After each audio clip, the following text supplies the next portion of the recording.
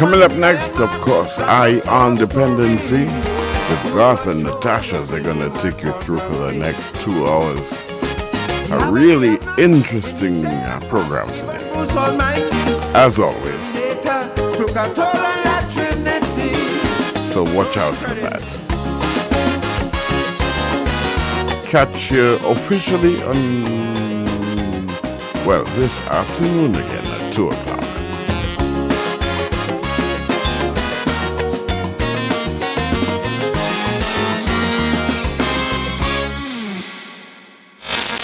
This Sunday on episode 16 of Eye on Dependency, where every life is a biography.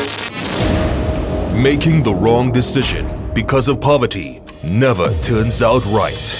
Debbie and her ex-boyfriend made the decision to purchase and sell marijuana just to make ends meet. But their plans were cut short when they were caught in a roadblock. We were just looking for a start in life. We didn't have anything, and drugs were fast money, quick turnover, so we took the opportunity. After waiting 17 years to be sentenced, Debbie was finally given 24 years for drug trafficking. This Sunday, Eye on Dependency hooks up with Rise Maximum Prison Radio to hear Debbie's full story. How has it affected her and her family? What happened to her ex? Listen live from 10 a.m. on I-95.5 FM or watch live on the Eye on Dependency Facebook page or YouTube channel. Eye on Dependency. We don't just share stories, we change lives. Eye on Dependency with Garth and Natasha. Reality radio, at its best, where every life is a biography. Sundays at 10 a.m. and exclusively on I-95.5 FM. And streamed live on the Eye on Dependency Facebook page and YouTube channel.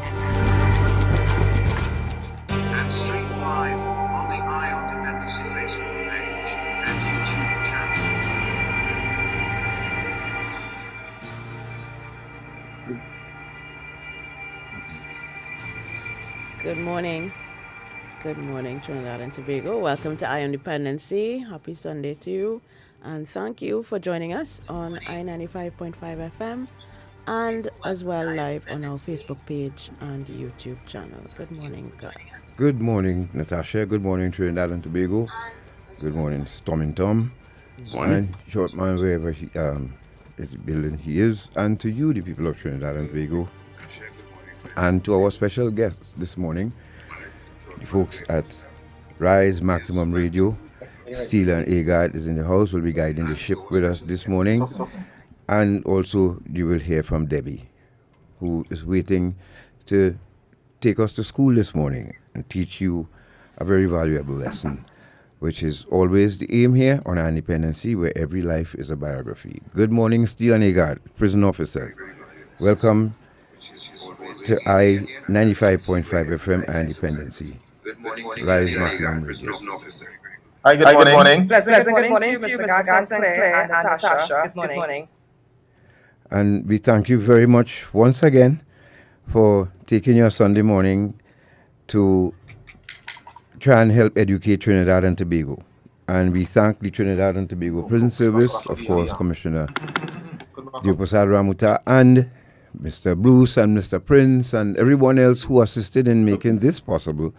We thank you very much once again, and we really hope that you all can go on this journey here with us this morning. We have a lot to unpack, and excuse me, and because it's important to our society. Remember, we have a 2-day consultation coming up, and there are a number of things that should be hoping that will be brought to the table, but we'll deal with that later on. And then during this interview, you will hear from Trevor, who has agreed to say a few words on the behalf of Debbie this morning.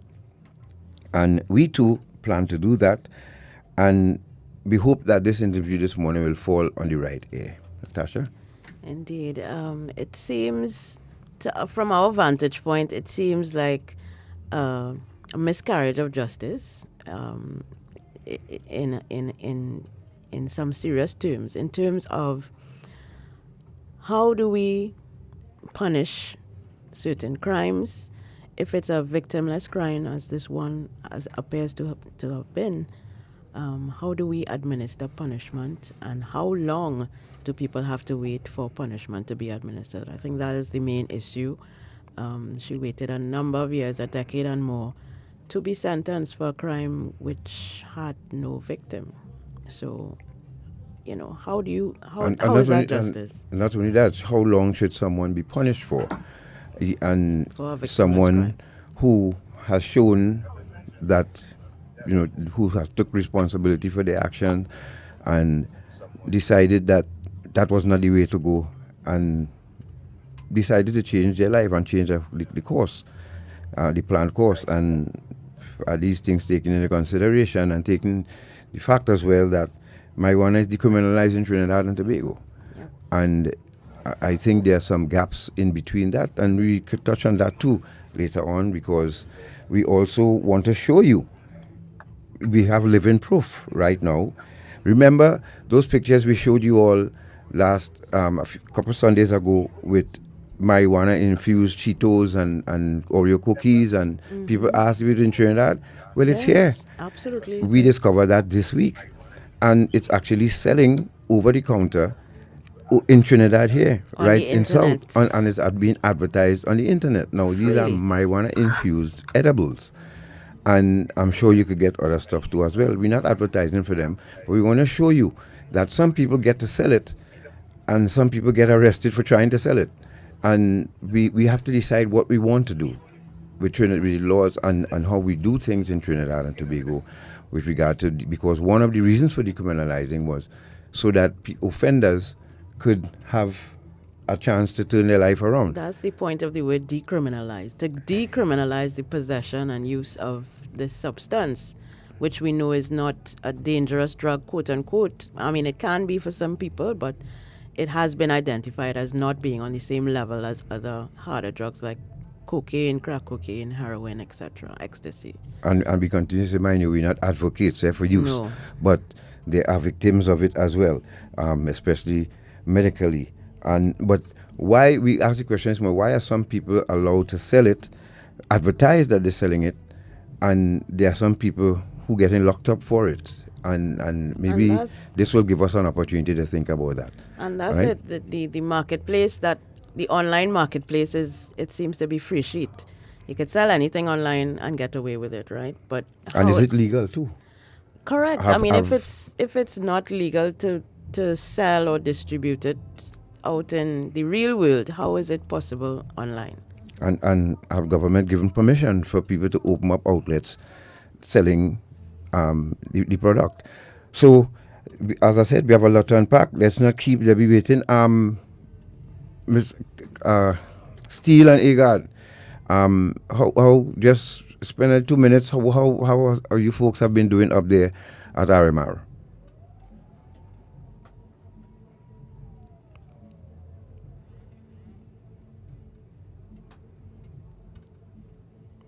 Garth and Claire, we have not so far we are doing just great. Remember, for those who don't know, Rise Maximum Radio, Rise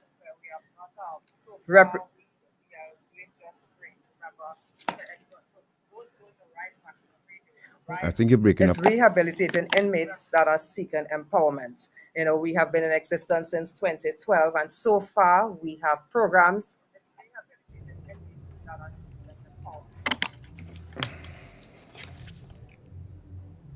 Are you hearing me, Mr. Sinclair? Yes, it was Yes, going we in heard and you. out for a bit, but yes, we hear you loud and clear now. And we heard that the part where you said you continue to educate and try and assist those who seeking empowerment.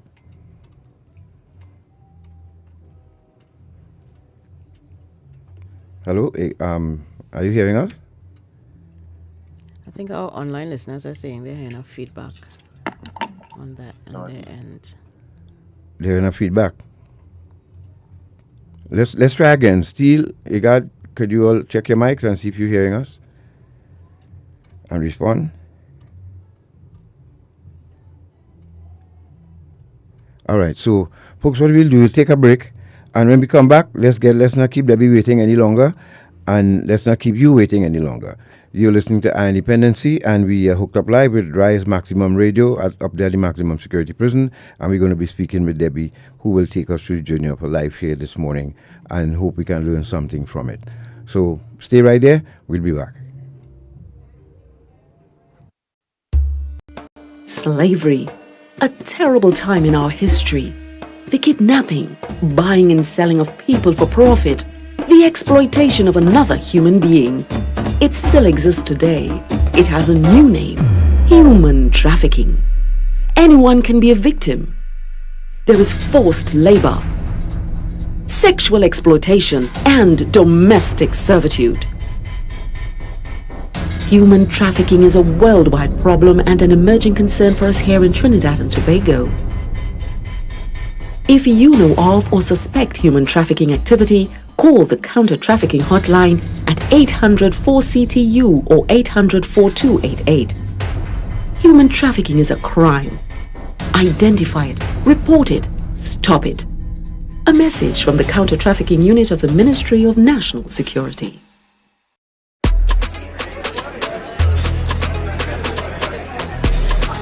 50 by 20, 50 by 25.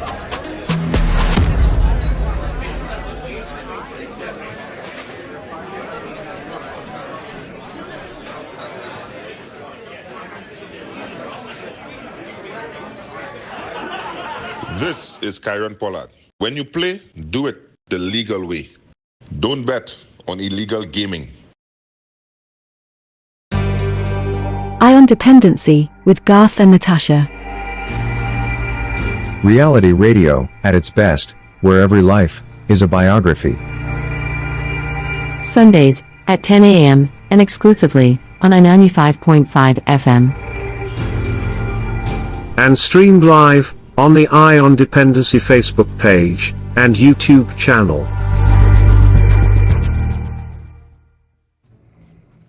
All right, thank you for staying with us, and let's get right into it. Again, let's make sure we get in that sound properly from RMR. Nice. Steel, can you hear us?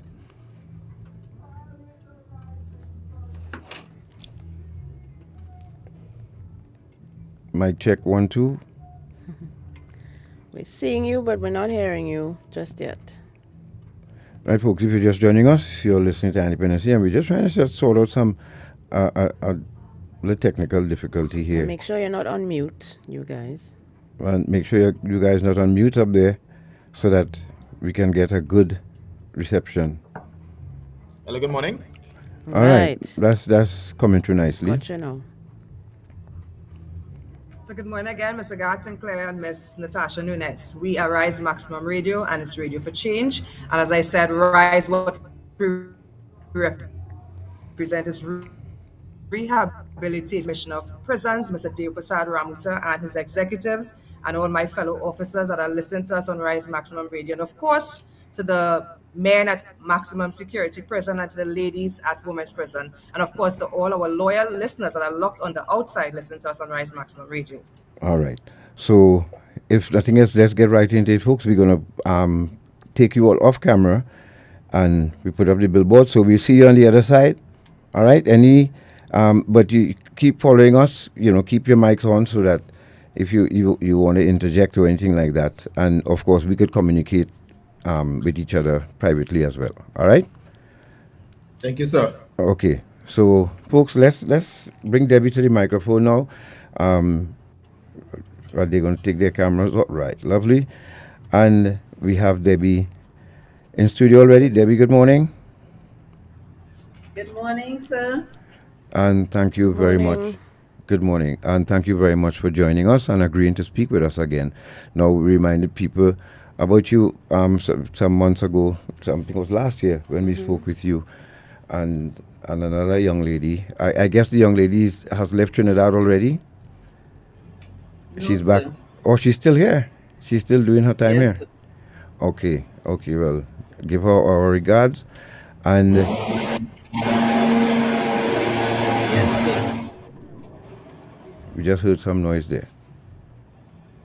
You guys still with us? Yes, we are here. Right. Okay, great. Okay, so Debbie, let's go back to the beginning because you created a lot of interest when people heard you the last time you were on, and people were really asking to hear you again to get the full story of how did you end up where you are today. So take us back to where you were born and grew up. Okay. I was born and grew up in central Trinidad.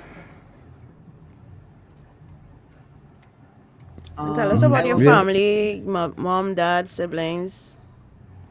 Yes, my mom, my dad, and four siblings. So you grew up in a home with, you know, With both well, parents, both stable parents, home. stable home, and all of that. Yes, sir. Right. So what about schooling? Or you wanna so you went through school, primary, secondary, right? Yes, sir. Passes any? No passes. I dropped out at Form 2. At Form 2, you wanna elaborate? Why did you choose to drop out, or was it circumstances beyond your control? Circumstances. Okay. So what did you do when you dropped out of school? What age was that?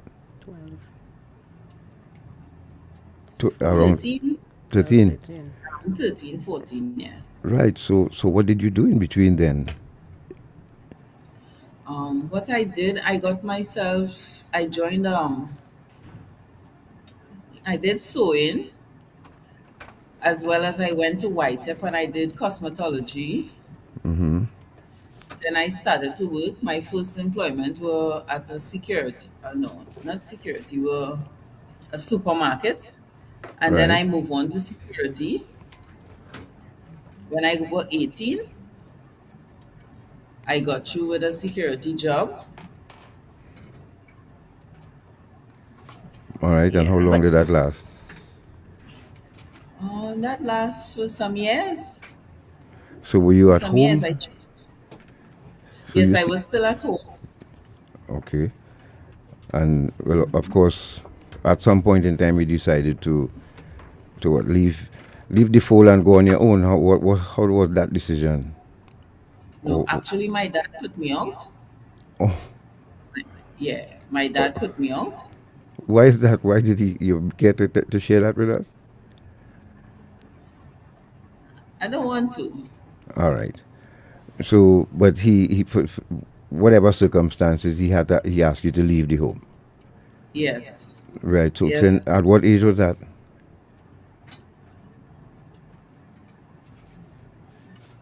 What age were you then?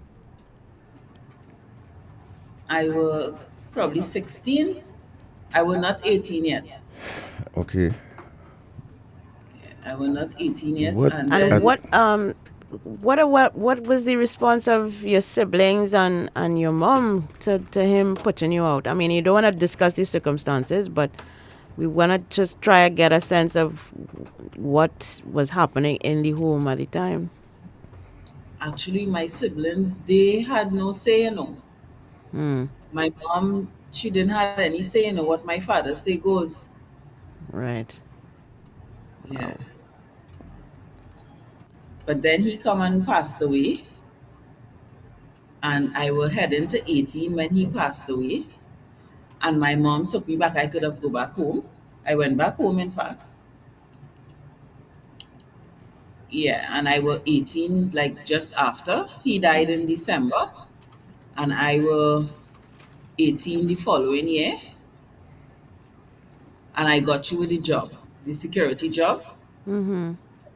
Yeah, I had finished Whitep and got you with the security job and changed jobs, different security firm. Then I decided, well, okay, I want to get married. I want to change my life, There's nothing out there. okay. So that decision to get married was supported by family, Yes, it was. right? So of course you would have met this person who convinced you that that's the person you want to spend if not the rest of your life, some time with, and so Yeah. you all got married. Were you ready for marriage? Um, Speaking from where I am now, Uh-huh. I would say no, I was not ready at that time. Yeah, Okay. and that was not the partner for me So why did you do it? Go ahead and do that. What made you do it? You just wanted to because get away from home? yes, I wanted to get away from home, and I was young and unwise, I would say. I Yeah. had too many hiccups in terms of family issue, education wise. Yeah, So you were it's a searching for some kind of, I guess, stability in your life and someone you could depend on. yes, exactly. But I would say I didn't choose the right person. Right. Yeah. Or was it a case Because, of you choosing him or him choosing you? It was you choosing him. um, So I then would what? say So what we're hearing is choosing. that it wasn't. It was it really love, or that there was just a likeness, and you saw an avenue to go on. Because you all started living together when you got married, right? Because sometimes people live home first before they move on. But so you all moved in together after you all got married, Yes. Yes, right? sir. We started to rent. Mm-hmm. We were renting. And all sorts of different things come our way, and he came up with the idea of doing drugs. So it would be a faster way to stable our life in terms of coming out of crime. He himself, personally. So I agree because I do not like the life of crime. When you say And doing yeah, drugs, what you mean? You mean Actually you mean using, you mean? no, not using, selling drugs. He chose so, to sell drugs. He said that it would be easier to Right. get us started. but were you all working? Was he working and you were working?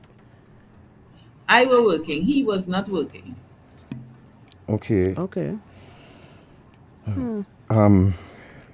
So and he was not working. Sorry, I got sidetracked here with something. So you the one. So you were the breadwinner in the home, right? And Yes, he he was was the looking for a breadwinner. job, or did he lose his job and looking for a job because he decided to get married to you. So you How would. was he planning to take care How was he of the planning to family? run business then? Well, honestly, he were into illegal activities, which I was not aware of. But within reasoning, I come to realize that that's his portfolio, and I let him know, listen, I cannot go down that path. So you will have to choose. And as frustrated as he was, he chose to stay with me to keep our marriage, right? And he asked for a blight to get us start. Yeah, so that's how I agree. I said, well, okay, it's a one time thing and you really want to start because you want to change because I'm not into it. So, okay, I agreed. And that was it. And how He much chose the, how much were pardon you all me? looking at? I mean, if you were thinking, okay, this is a one-time thing, it would have been a significant amount of money that you were expecting to earn if you're willing to Yes. take that risk. Can you say how much you were expecting? What was the plan, basically? To Actually, to make a certain I amount and then build a house and have enough in the bank and then stop? What was the plan really? the plan was after that investment there, he would take the money and open a business. He didn't say exactly what type of business. We didn't go into details in terms of what type of legal business he would do. But he has to do something legal because I'm not into the illegal activity. Okay, Right. but so for him, it was. Let's look at six. Was it the first attempt to sell on. That was your first attempt, but he was in it, as you said, because you said he was in illegal activities. So Yes. do you think he was involved in the trade before you all decided to do it together? Yes, sir. He were involved before.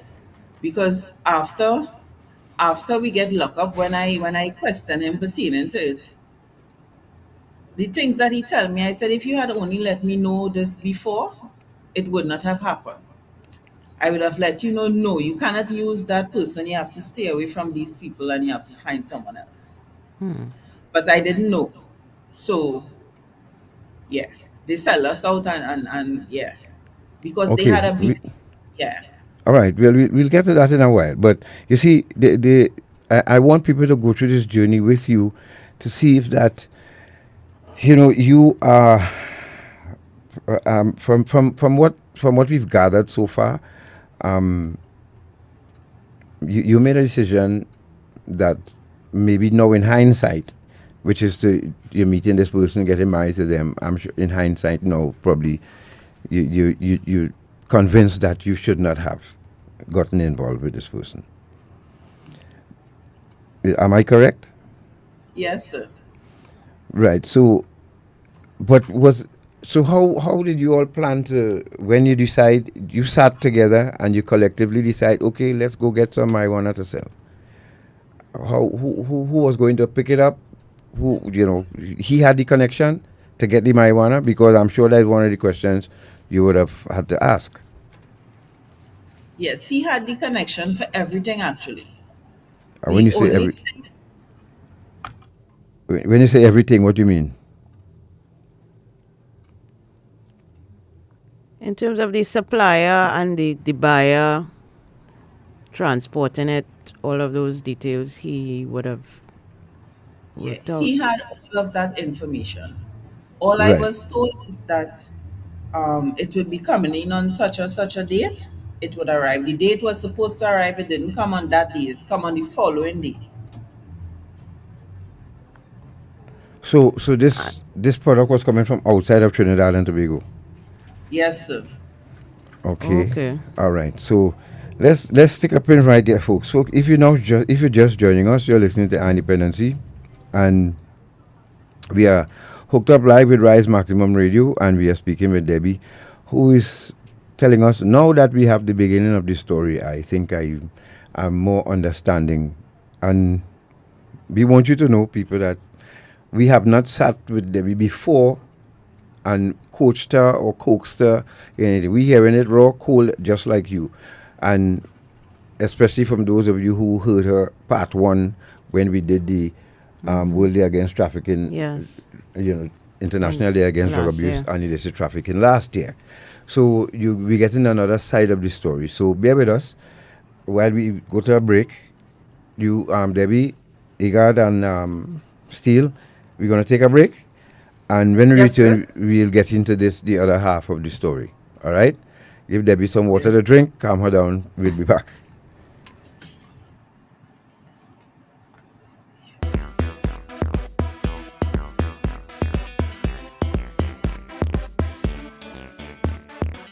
Ah, boy. I feel like I'm going to buy myself a senorita tonight. Nah. You know you might be promoting slavery.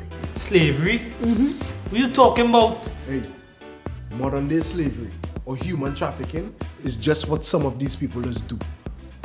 You know some of these women were tricked to come here? Some are held against their will, abused, and even beaten. Most times the girls don't even see any of the money that is paid for them. And every night, they just have to come out looking nice and sexy for somebody like you. Human trafficking is a serious problem and a serious crime. Persons who solicit commercial sex services may be contributing to human trafficking. A message from the Counter-Trafficking Unit of the Ministry of National Security.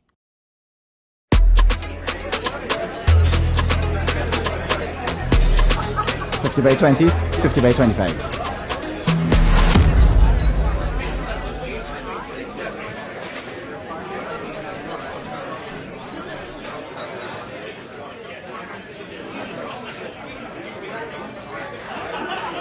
This is Kyron Pollard. When you play, do it the legal way. Don't bet on illegal gaming.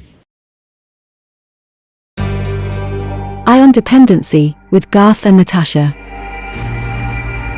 Reality radio, at its best, where every life is a biography. Sundays at 10 a.m. and exclusively on 95.5 FM. And streamed live on the Ion Dependency Facebook page and YouTube channel.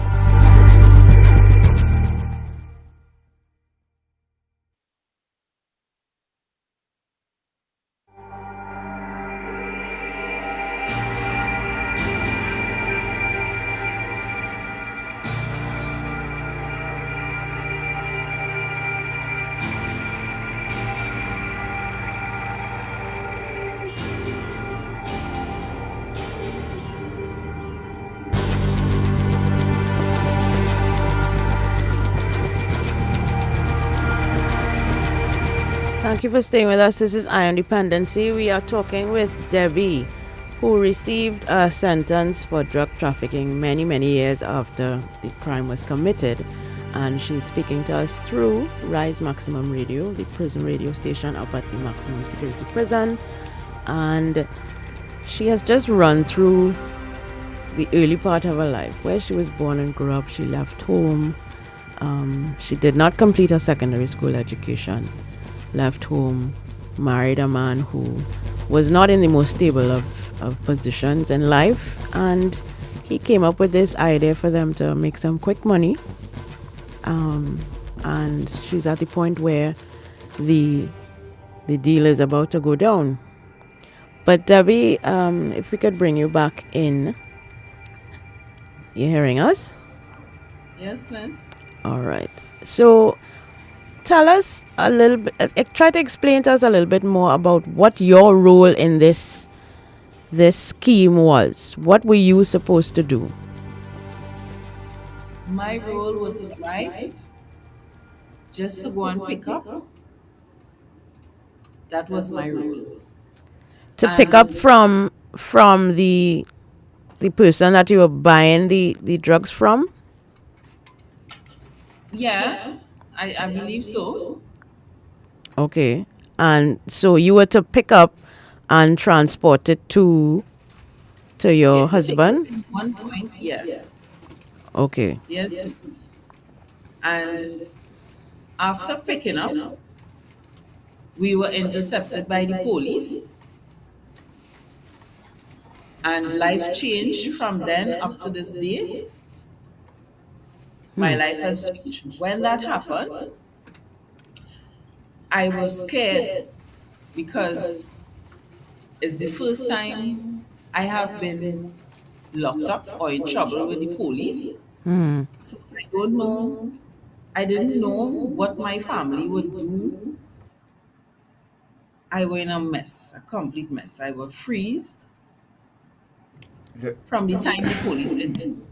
All right, Debbie, let's go back a little bit, right? I want to paint a picture here. Now, I think I've started from the time we started the discussion with you. I think now I'm able to connect the dots in more ways than one, and I hope those who were following us from the beginning connected the dots and deep enough to understand where I'm coming from. But you and him decided today is the day. So the conversation went like, well, okay, tomorrow, here what I want you to do for me. Did you have to take a day off from work, or was it on a weekend? What I want to know that scenario. Do you agree to do it? So how was that done? That conversation? And when you all moved out, were you driving and he driving another vehicle, or were you all in the same vehicle? No.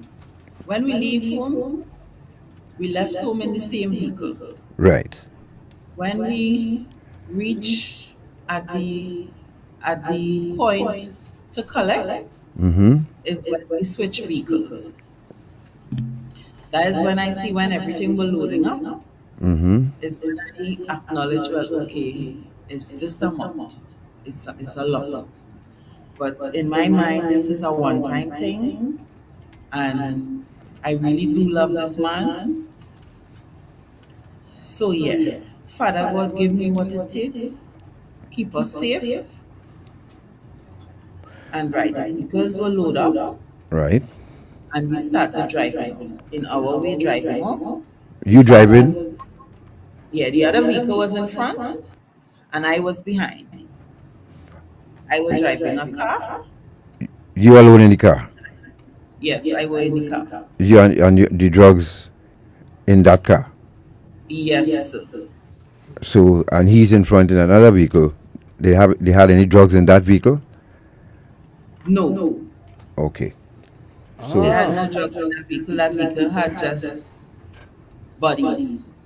Right. Human Right. beings. Right. So when you decided, or when the decision was made in terms of which vehicle you would be in and which vehicle the drugs would be in, did you raise any objection to that? And how did you feel about knowing that you are driving a vehicle by yourself with this quantity of drugs in it?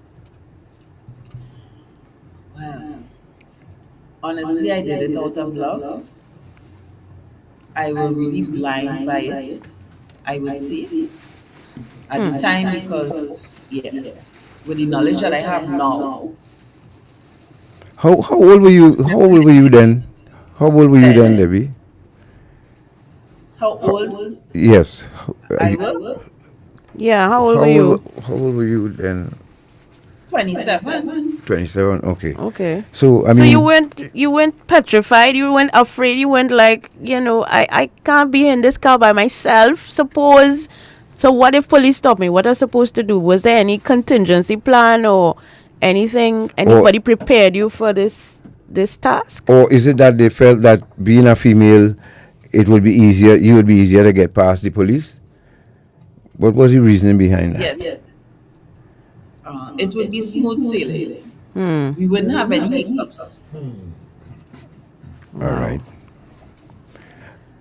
So you're on your way, and you're driving, and how were you all caught? I heard police because their vehicle was stopped first. Right. And in tutus, by the time I hear police, it's because these people with guns in my face. That was like about between the hours of 2 in the morning to, let's say, 5. I don't think it was 5 yet, because when we were heading into Port of Spain, the place was still dark. Street lights were on still. But I'm not sure what was the time. I'm sure it was after 12. Mm-hmm. And it was not 5 o'clock in the morning yet, because 5 o'clock would be clear. Well, it used to be clear at that. Right. So you all were arrested, and you said you all were arrested by a unit, not normal police officers doing a traffic stop, right? No, sir. OCNU. Right. At the time, they were OCNU. Yeah. Right. That's that unit now has been changed to the Special Investigations Unit, but back then it was the Organized Crime, Narcotics and Unit, right? So yes, sir. They stopped you all, and well, I have my thoughts on that too, because if a unit stops you on the street, that's different. That means your husband probably would have been monitored for a while, or yes. you think that was the case too? And you didn't know that he was being monitored and his activities? Well, with my knowledge now, yes, it was. Back then, I really had no knowledge. I didn't know. If I had known, I don't think I would have get myself involved, because. Yeah, because this unit don't be on the beat. This unit go out when they have to and when they're sure what they're going to do. Yeah, when they have a target in mind. So this was well coordinated. You walked into a well-laid trap. What happened after that? You all were arrested. Where did they take you all? They took us to Port of Spain. Mm-hmm. In their building. That's on Richmond Street. I don't know the name Richmond and Park Street. But it's a new building. And then they took us to Holden Bay to Holden Bay across the road from their building. And then they took us to court the following day. So the drugs weren't concealed in any way in the vehicle, were they? No. Was it? The drugs No. were like all over everywhere. Wow. Where, on the back seat and in the trunk? Or, you remember the quantity? Front seat, back seat, trunk, everywhere. Oh, wow. Oh. Okay. Oh, understand now. Gotcha. You remember the quantity?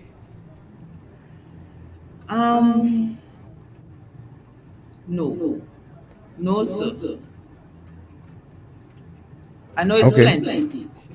Kilos. Right, but I mean, in terms of kilos, because I mean, if it's going to court, they would have been telling you, well, you were caught with a certain amount of X amount of marijuana. I think that should be part of the conversation. But I mean, if you can remember, that's fine. So you all went to court the next day, or how long did it take you all before you went to court? The following day we went to court. Mm-hmm. And were you able to speak with any member of your family when you were arrested, or that time that you were before you went to court? No. Actually,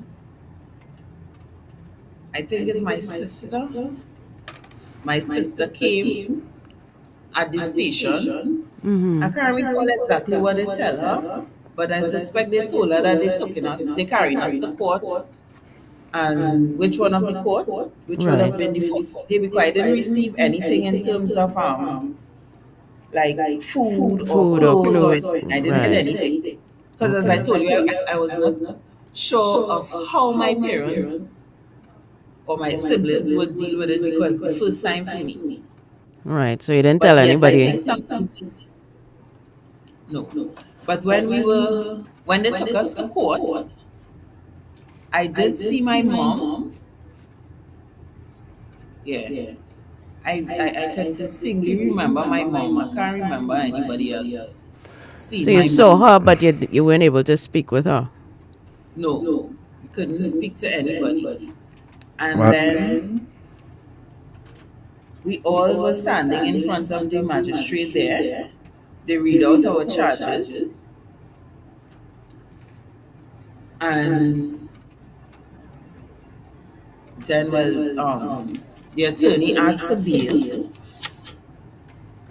and they say we have to apply to judge in chambers, which we did apply to judge in chambers. We used to go to court like every 7 days. Back then, or every 7 days, we would go to court. And how were you? Just a sec. Where did they keep you? Were you at the women's prison on remand, or all that time during that?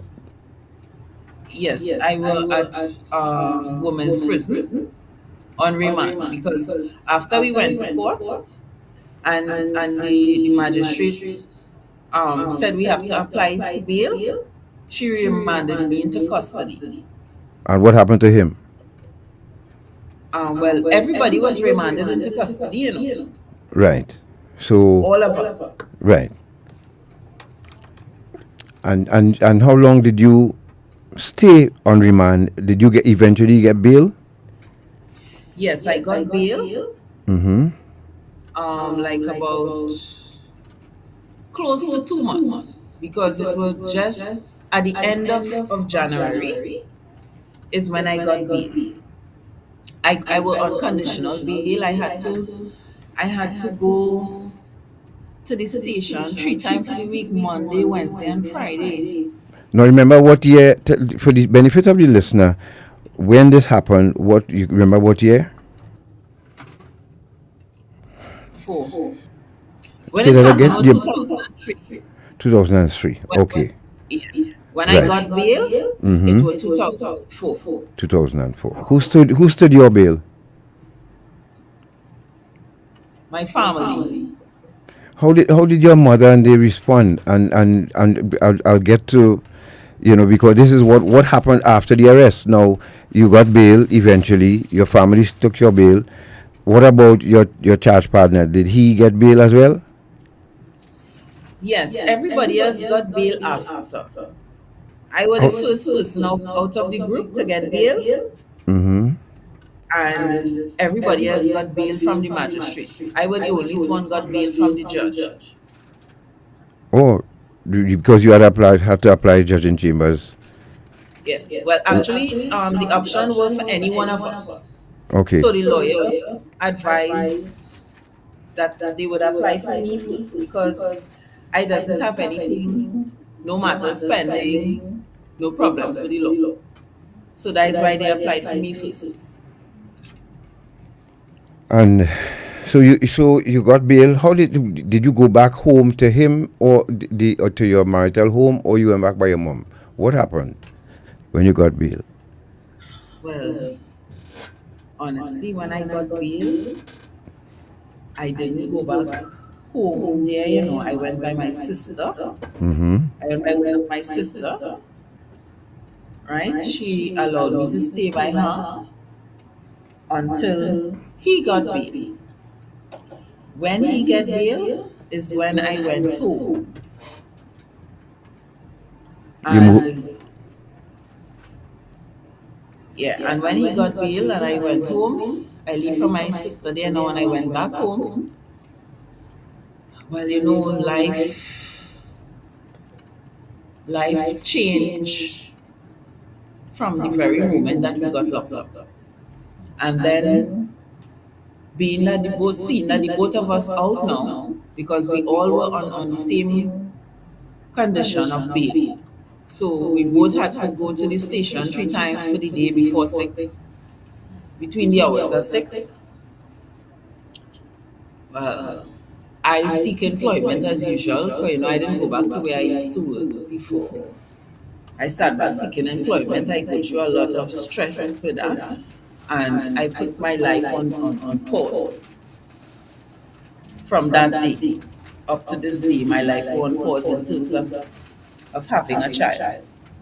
No, let's go back a bit. When you all finally came together again in the marital home, what was that like? Who did you all have a conversation? Did you blame him for what happened to you, or you knew that you were prepared for what happened?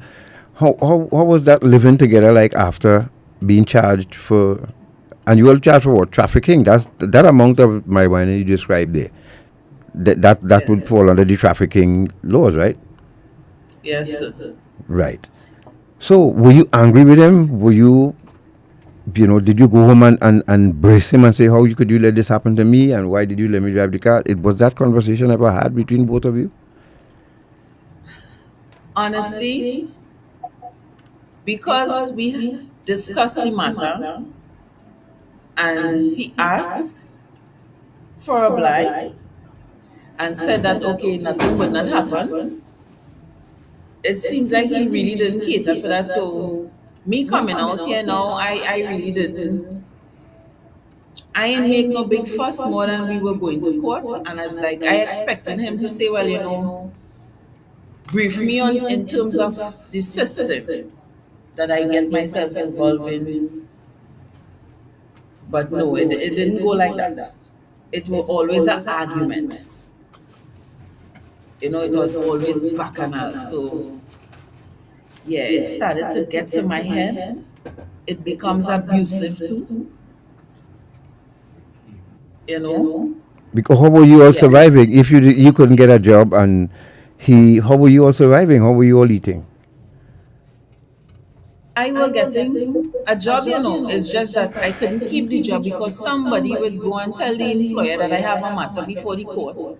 And they would come now and ask me for a police certificate of character. Me now knowing that I have this matter before me, once I go to the station, it will show up. So I would leave the job and find another job. I've been through that for years. Couple years, I've been through that changing job because of somebody selling you out. Exactly. No, but you weren't convicted yet. No, I don't know, and this is where I'm hoping that the TTPS will help us with this, God's willing, when they come here next Sunday, to tell us about this, because I'm thinking you're not convicted yet, if it will still affect a police certificate of good character while the charge is pending, That should not be on a certificate of character. Because if your it's name not goes, a conviction. if your name goes in the system, your name will still come up clean as Correct. But So you again, should be able to get one, a clean one. But again, we don't know the laws, and that's a kind of tricky. That's a typical caught between a rock and a hard place. Okay, so you started moving from job to job. Was he looking for work? No. And No, sir. so why did He you would think do PH sometimes. he would do what? PH. PH? Taxi. Sometimes when he feel like. And I would, it have a little child involved, right? Because he have children. So I had stepchildren. Oh, Lord. Okay? In the home? Yeah. Well, she would be back and forth. Oh. Yeah, they used to be back and forth. Wow. We have so much to learn from this interview here this morning. If you're just joining us, folks, you're listening to Dependency, and we are speaking with Debbie. She's up there at the maximum security prison, and she's taking us through how she got arrested and charged for trafficking with her boyfriend, her husband, and it's a lesson. There are lots of lessons that we are learning, and I hope you are listening carefully and listen to what is not being said either, to put the two and two together. Because Debbie, did you ever ask yourself why is it that you are the one going out and looking for work, and he chooses not to? Did you think that that's all you were worth, and didn't you think that you deserved better than that? Yes, eventually that came to me. Yeah, eventually that came to me, but before that came to me, I was in love. So I was blinded by, everything else. And then, because they were accustomed to the life of crime and I am not into that, I really never pressure them after our case. I always choose to be the breadwinner because of that. Were you? Then, pardon me? Were you fearful for your safety in that home with him? Yes, miss. It came down to that because, as I said, the relationship becomes abusive. And many a time I would try. I have matters. I have reports in the station, different station. And it's like I even call at one time I can recall I called this woman's help for women, battered women, and they couldn't help me, right? And then I was like, there was a point in time where he had a warrant, right? And I was like, listen, because he got locked up, I was like, the police saved me at one time, right? And the police come there and save me, right? I went and get medical attention. They took him down to the station and everything, right? And he has a warrant. And that man came back home with no charge. So for the warrant, no, because his mother-in-law appeared at the health facility there and started to beg for her son. All this time I ain't seen you, I ain't hearing you. Okay. Boom shot that happened, you reach down there and you're begging on his behalf. Okay. I still didn't press no charges. But I expected them to hold him on the warrant that he have. Unfortunately, that didn't happen. Okay, so he's back home. He gangster me again. And demand that I come back because I am his wife. And you know how it is. You know how that is too, right? Was No, I'm just gonna ask if there was an option for you to leave the home, to go back to your mom's home or your sister or somebody. Was that an option, or did you consider that? No, that was not an option for him. I always want to because I realize I need to get out. My life is in danger. My life is threatened. But no, that's a no-no for him. As I tell you, let me repeat myself. There were a time where the police come and knock on the door. Open this door.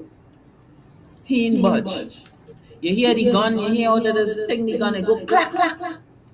Well, I didn't even know the man had so much a weapon on him. Because I can't believe you love somebody and you come in to beg me to come back home and you have all this weapon on you. I only hear anything going clang, clang, clang, clang, clang. Police call out, tell me finally open the door, okay? I bleeding, I in blood, I in a complete mess, right? The police take you and go with you, I going to seek medical attention, right? Whilst I'm there seeking medical attention, his mom come and is begging me, oh, he's not like that and this and that and that and that and that and that and that and that, right? Give him a chance. Okay, I really didn't press any charges. But he has a matter before the court where he has a warrant. Okay, so I expected them to hold him on the warrant. And even though the weapon and whatever they find on him, they were supposed to charge him for that. They didn't charge him for nothing. They didn't even hold him for the weapon. He came back home normal, called my phone, and demanding that I come back home. Oh, the reason the police had to intervene is because he assaulted you, he was violent to you. That's why you had to call them for rescue. No, it's not me, you know. It's the neighbors who call the police, you know. Right. Yes, but was it because of domestic? Was it because of domestic violence? Yeah, because I balling in the house, you're stabbing me. Oh, what? God save me. Yeah, God saved me. Yes, it's God who really saved me because it's like everybody after they couldn't believe that I look normal after I healed. God bless me that I heal back normal. Okay? And as I say, there were many instances. As I say, I have numerous amount of reports in the station where I get no help from the police. Okay? You see, I'm tempted to ask you which police, but you see, it will put people's minds against the police, and I don't want to do that this morning. I want to concentrate on you and your story and what you're telling us here. And I hope there are young ladies listening, you know. I hope some of you listening. You see, when statements are made of parents being that first line of a better country, it is so true. There are so many questions we can ask coming out of what you just said, but we don't have the time. The thing is, some of the lessons I'm getting here is about making decisions, low self-esteem, and young ladies especially who want to, for whatever circumstance, want to go there and meet someone and try to ignore what's going on really. I think we have a lesson to learn here too as well. And also for the men out there who are taking advantage of women and using them for your nefarious deeds out here. No, I don't know the person. We don't know the person. We don't know the person, but this is also a symptom. We need to address what the men are doing out here too. So Debbie, okay, so he got bail, he came back home, you went back home, and let's come now to the arrest. When you had to go to court. You all were going, you and him, you all were going to court. How many times did this case call? Actually, I never counted, but it's a lot. It's a whole lot because it's in the low court. It's numerous times. It will happen for like some years. Could be about 5 years or so in the low court alone. What was the reason for it? What was the reason for the postponement and adjournment and all of that? Actually, the police didn't get all their facts in order. So that was the postponing. The prosecution wasn't ready. Yeah, prosecution wasn't ready. But It went upstairs. Eventually, was he charged, or were you alone? Were you the one charged alone, or was both of you charged? Yeah, when it got to the High Court. Actually, they separate us. You know, they put us in two groups. So one group went upstairs, which was the group that I am in. Went upstairs to the High Court, and the other group was still in the low court. I think they're still in the low court. So that's. I suppose that the matter would have gone up because they felt they could get a conviction in your matter. Yes, miss, but he won his case. He's home. Oh, so his matter never went up. No. Okay. So that's what I asked. So you eventually were charged for what? For the drugs. Right. Arms and ammunition, marijuana for the purpose of trafficking. Arms and ammunition as There well. were weapons in the car as well. Yes. Wow. You had weapons in the car too as well. Yes, in the vehicle. It wasn't on me. So did you stay with him during all this time till that day finally came when you went to court and they say, okay, you're going to start serving your time? Did you stay with him all that time? No, actually, God released me from that relationship. Okay, God released me from that relationship. I was in the High Court at the time. I didn't receive a date as yet. But I was waiting for a date when God released me from that relationship. And since then to now, I thank God and I cherish my life and my family. All right. Folks, if you're just joining us, we're speaking with Debbie up at Rise Maximum Radio at the Maximum Security Prison, and she's telling us about her life. Let's go to a break, and when we return, let's wrap this up with Debbie. Now she waited. She was out on bail. She got sentenced. Let's find out what was it like waiting to be sentenced after so long, and then the sentence that she got eventually for this crime. You're listening to Dependency. We'll be back.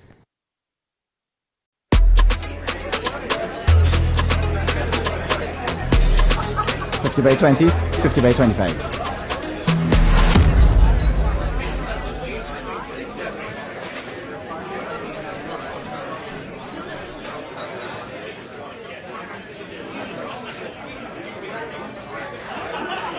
This is Kyron Pollard. When you play, do it the legal way.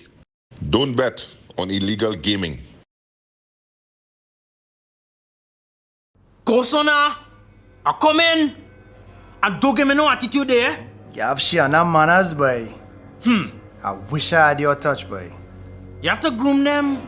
First, you have to target them. Scope them out. See if they have low self-esteem. Family problems, you know? Then you move in and gain the trust. I like your glasses. After that, you feel a need. Some of them like nice things like fancy phones, hairdos, clothes, food. It have ones who only looking for somebody to care and listen to the problems. You feel me? What's important though, you have to isolate them from the people. Let them believe it's all about you and them. I care about you. Then you get through. Nice. Look one right here. Try thing now.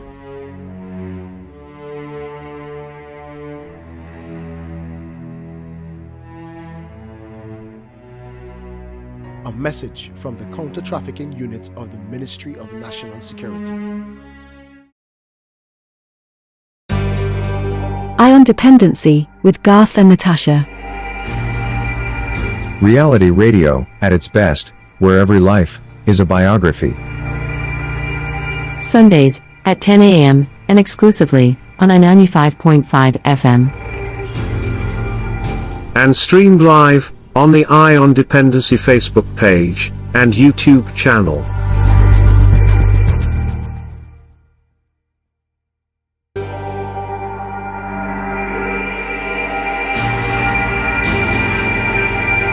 Okay, folks. Thank you very much for staying with us. You're just joining us. You're listening to Dependency, and we are on a learning journey here this morning. So much I have learned about us and the system, and the low self-esteem, making the wrong choices, to hurry to hook up with the wrong people. So many lessons that we're learning here this morning. Debbie, thank you for staying with us. Welcome back. So on that day, you were eventually, the prosecutor was ready to proceed. How long did you stay on bail for? I stayed on bail 17 years.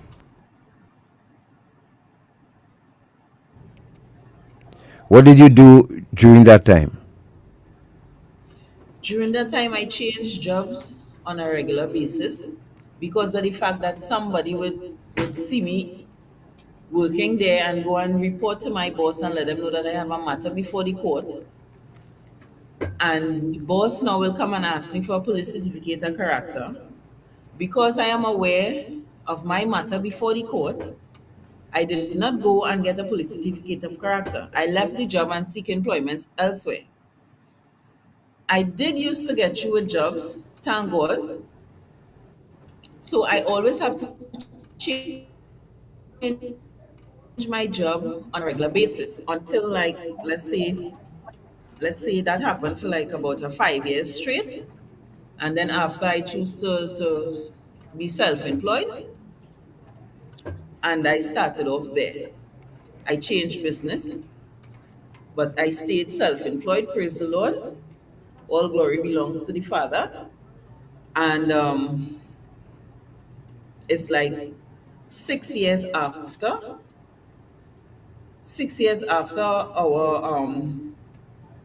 our lockup, after we get a case, I stayed with my husband for like 6 years. I was trying to leave in between, but I could not. As I say, 6 years later, God released me. He heard my cry actually, because with all of the people I were crying out to, it fall on deaf ears. But my Father heard me and released me then. Yeah. Then another thing too, pertaining to my case, right? As I told you, it's 3 charges I have. All I'm sure about is the marijuana, right? You see the arms and ammunition. I don't know where it came from, but it was there. As I said, it were 2 vehicles. There were a vehicle in front and I were behind. I were behind with all the drugs in it, right? As I tell you, everywhere in the vehicle were marijuana, which was the front seat, back seat, and trunk. I couldn't see even in the rearview mirror. I couldn't even look there. Whoa. Right? The only mirror I had access to was the driver mirror on the right-hand side. That was a lot of drugs. Yes. Wow. So I believe I was the detour, really and truly. I was supposed to be the detour. Decoy. Decoy, yeah. Decoy. Yes. Thank you. Because the other vehicle had nothing in it. Yeah, well, I mean, the decoy normally vehicle would be in the vehicle, would have nothing in it. Correct. So, I think, no, I don't think you were intended to be the decoy, because if you're the decoy is a distraction. Correct. And you only decoy, you were set up, because, again, that's in our humble opinion, by the way, but a decoy is normally one that the police would have nothing on in the end, and is to send the police in the wrong direction. Correct. So, but you couldn't see through the rearview mirror, sister. That's a lot of drugs, and so you waited and waited and waited, and you finally got sentenced.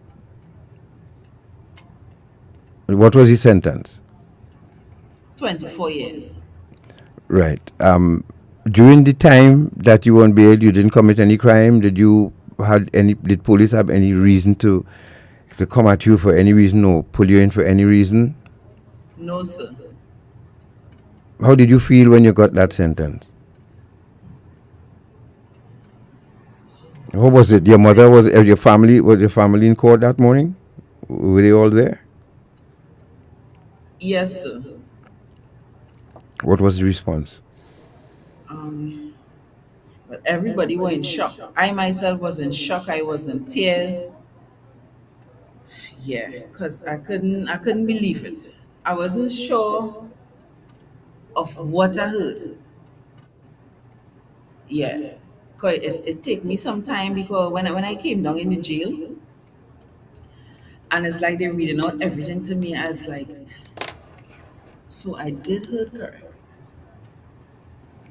Yeah. Was he in court that morning? No, we That's just- separated. Remember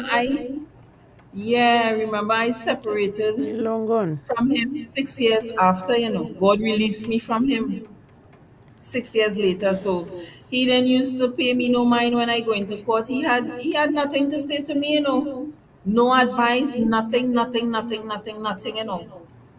pertaining to me and that case. It's Were me you and still God. married, or had you separated or divorced him during this time? No. So you're still legally married? You still legally married to him? No. No, sir. Okay. Okay. All right, go ahead. Yeah, so you got sent. So what do you, if someone is listening to you now who could change this course of your journey, what would you say to them? How do you feel about this sentence that you're serving right now? Do you think that it's justified, or do you think that they should relook this and give you a chance to redeem yourself in society again? Yes, sir. I would.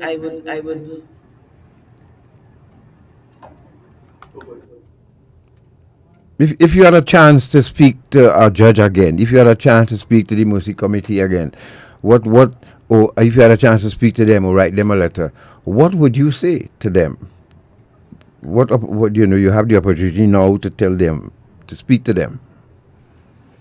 Okay, what I would say to them is that my 5 years so far in my sentence taught me a lot. Right? I got myself involved in programs. I did hydroponics. Presently, I'm doing food prep. I did nail art. Right? And then presently, we have a new commissioner, and he's about rehabilitation, restoration, as well as, if I may say, it's the first time I get to see my family. It was a couple of months ago. So I must say thanks to my commissioner for that opportunity. I'm looking forward to having it again. And keep up the good works.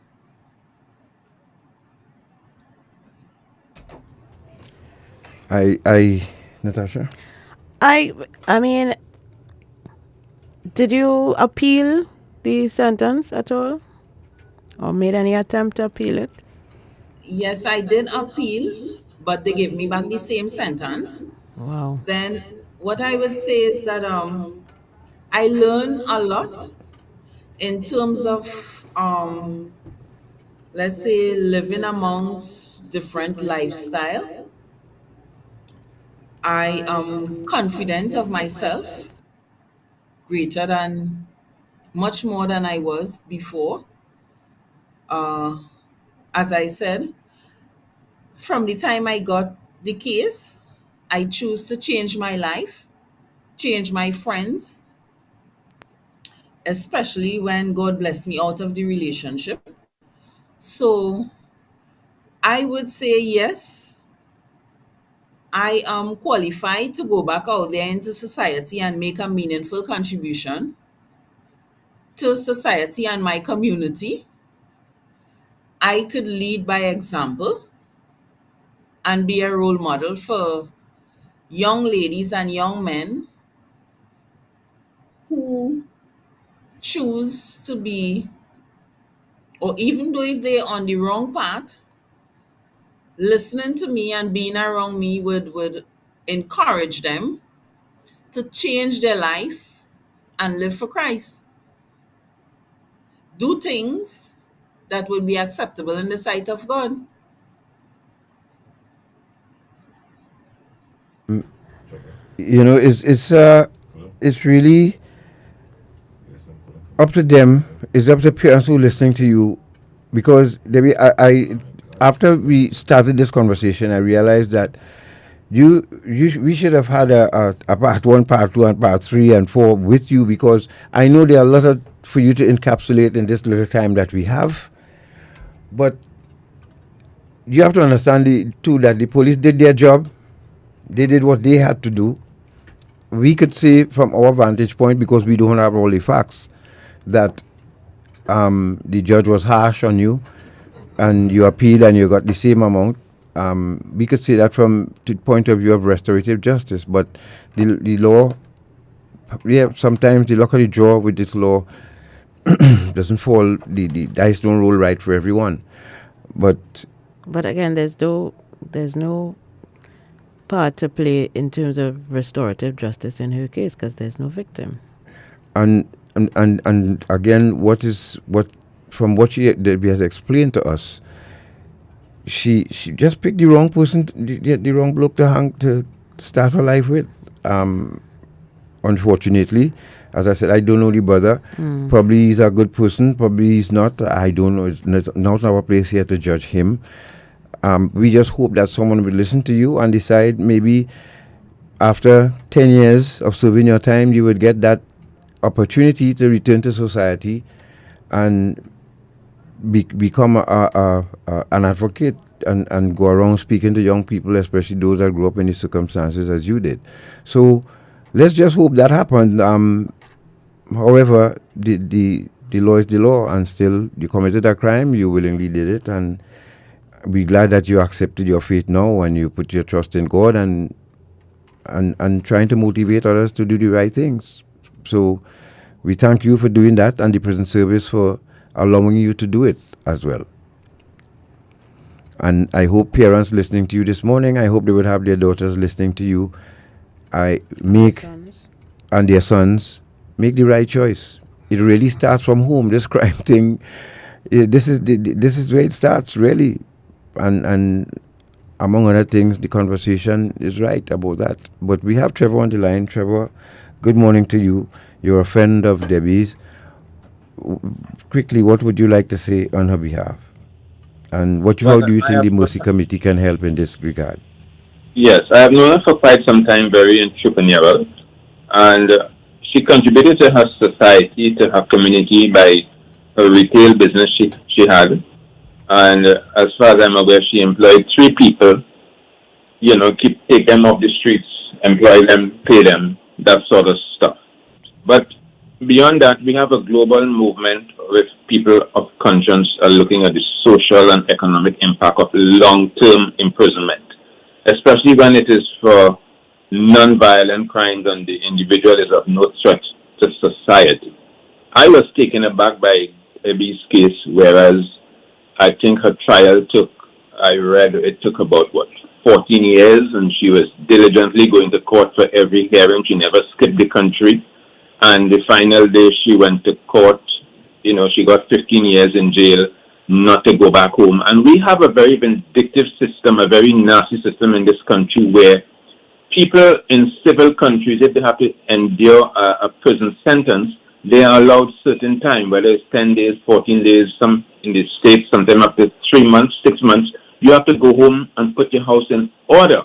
But it's very uncivilized, no matter how wrong the accused may have been. You don't just take them from their home into the court and into prison, and the business is left unattended to. You know, I think we have a very nasty, vindictive way of going about how we want to punish. And as I was saying, this kind of long-term punishment for non-violent crime, it destroys family. It reduces socio-economic activities like business, and the person have good skills to contribute to society. As against having them locked up in these awful prison conditions for extended length of time. We're supposed to have a mercy committee to look at things. In all civil countries, they have established what is called a mercy committee to recommend to whether in the government, in our case to the president, to pardon someone. And that falls under the Ministry of National Security.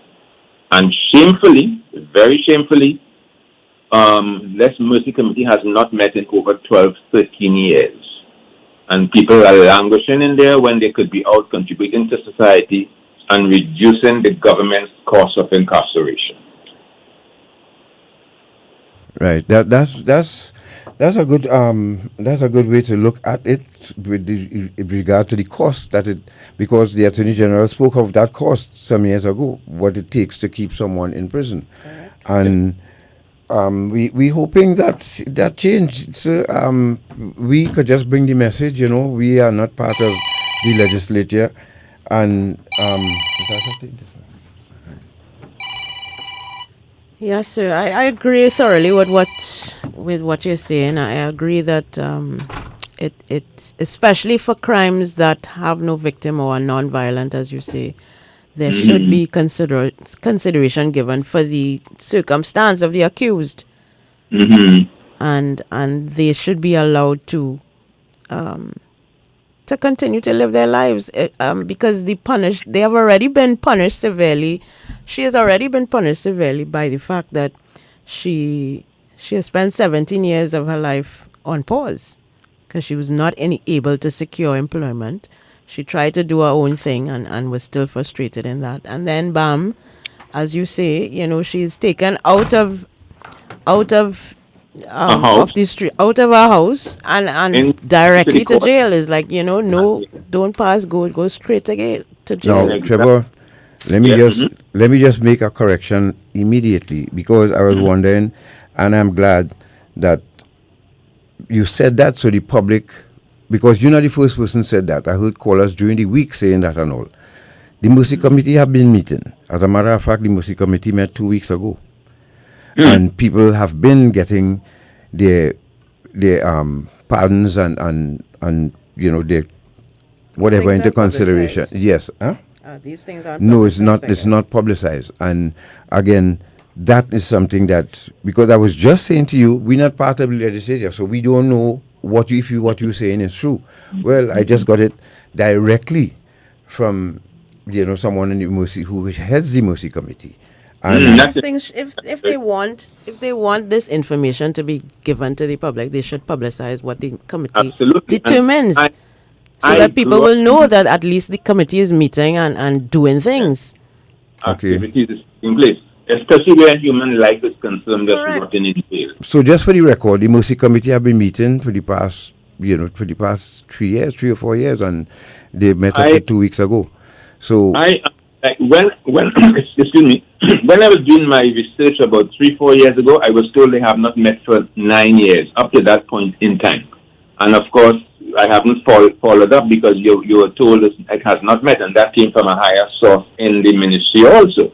But I'm delighted if that is the case. It's a welcome move. I'm delighted, and I will make plea to the Mercy Committee to make to extend some pardon to someone who is incarcerated after all this length of time, not serving any constructive purpose to society, but has the potential if given the opportunity.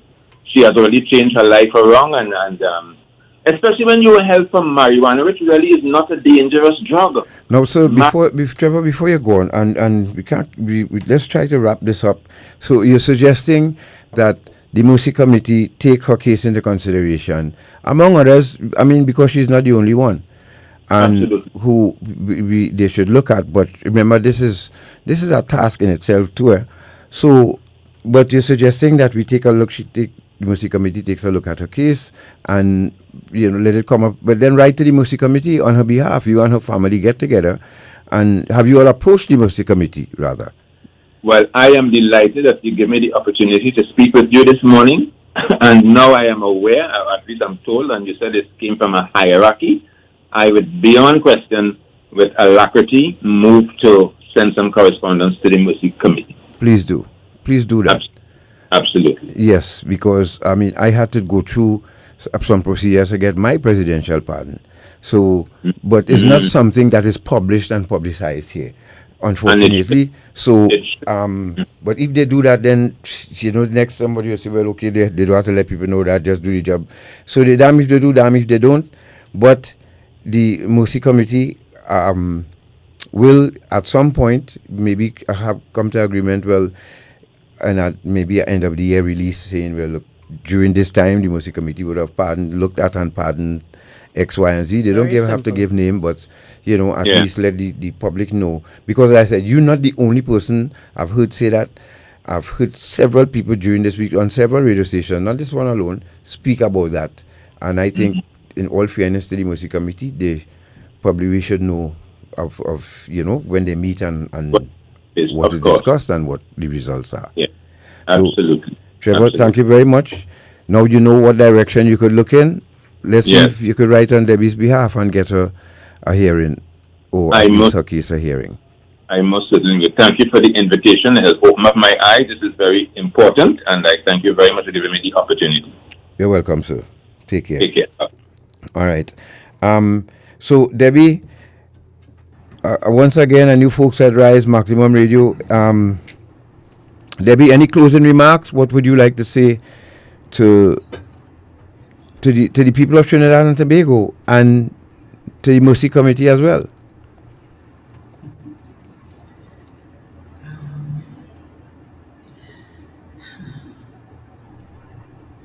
Debbie? Well, what I would say, I will ask God to continue to bless our nation in a special way, because presently we need prayers because of the things I'm hearing taking place out there. I would say a prayer for us all, because I even have friends who told me about they are looking to migrate because of the crime situation in the country. What about you, Debbie? What would you like the people of Trinidad and Tobago to know about Debbie? What would you like the Mercy Committee to know about Debbie? And what should they take into consideration? What I would like everyone to know about me is that I would like them to give me the opportunity to go back out there into society before the end of my sentence. Give me that opportunity, because I am a changed person and I have a lot to give to society. How old are you now, Debbie? Pardon me? How old are you now? I am 48 years of age presently. Oh. So you have a stretch to go. Do you have to? Would it again? I won't know about this part and for your charge, but look, I got a year sentence in prison. I did 6 months for good behavior and I came out. Does the same apply with your case here and your sentence, or you have to go the full distance? What they told me is only 7 days. We are given 7 days of our sentence for good behavior. 7 days? Yeah, 7 days. But I intend to apply for it, but yeah. Wow. For a 24-year sentence, you only get 7 days? So that means you have to go the full distance then? What? You behavior, yes.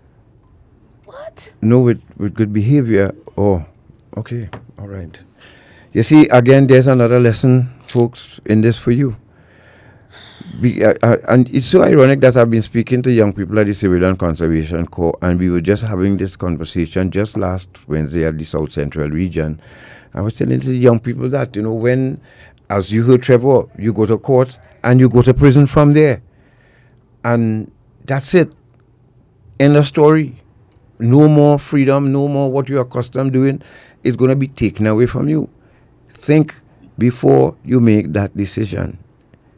I'm begging you all who listening here this morning, speak with your children. Your mothers, we have to be more hands-on with our children and just not let your daughter and fathers. And father, well, of course, mother and fathers, Remember, I'm saying, the family. This gentleman has children, huh? The same one who got off scot-free has children, huh?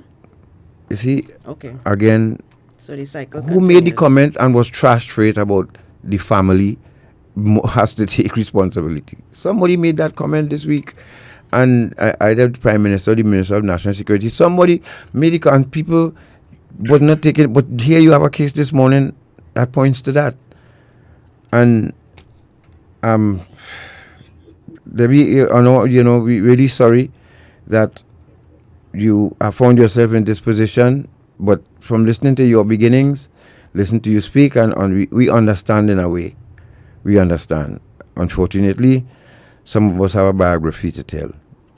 Well, plan when you get released what you're going to do with your biography, Debbie. Yeah? Yes. Can I say something? Sure. Go ahead. What I would like to say to them is that love can make you as well as it can break you.